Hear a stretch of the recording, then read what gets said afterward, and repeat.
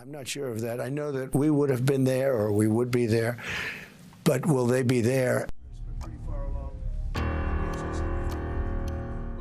We said, will they be there if we ever needed them? And that's really the ultimate test. And I'm not sure of that. We have never really asked anything of them. You know, they'll say they sent some troops to Afghanistan or this or that.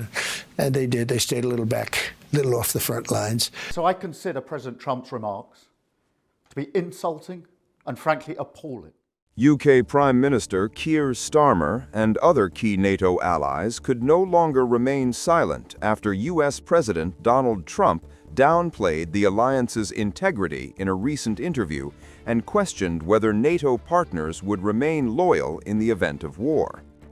Trump went on to mock NATO troops' role in the Afghanistan war, claiming they had stayed a little off the front lines.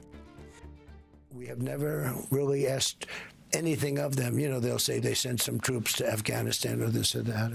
And they did. They stayed a little off the front lines. Let me start by paying tribute to the 457 of our armed services who lost their lives in Afghanistan. I will never forget their courage, their bravery, and the sacrifice that they made for their country. There are many also who were injured, some with life-changing injuries. And so I consider President Trump's remarks to be insulting and frankly appalling. And I'm not surprised they've caused such hurt to the loved ones of those who were killed or injured, and in fact, across the country. Well, I've made my position clear, and what I say to Diane is if I had misspoken in that way or said those words, I would certainly apologise, and I'd apologise to her. A similar conversation about NATO's commitment to stand by the United States in the event of war took place face-to-face at the Davos summit between Trump and NATO's Secretary General, Mark Rutte.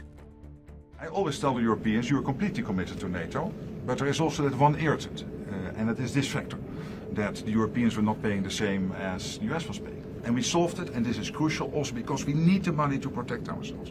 There's one thing I heard you say yesterday and today. You were not absolutely sure that the Europeans would come to the rescue of the US if you will be attacked. The big fear I have with NATO is we spend tremendous. NATO has to treat us fairly too. The big fear I have with NATO is we spend tremendous amounts of money with NATO. And I know we'll come to their rescue, but I just really do question whether or not they'll come to ours. You know, I'm just asking. Just saying, right? You remember during the debate? Just saying. Signed $1 trillion. Mark Rutte assured that NATO will come for US's rescue if a war is to come.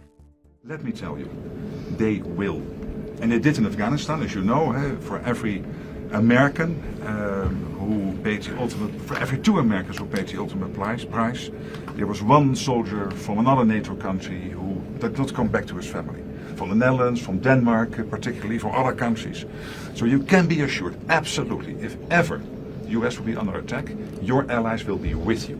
Absolutely, there's an absolute guarantee. I really want to tell you this because it is important. It pains me if you think it is not. And under your leadership, this alliance is stronger than ever.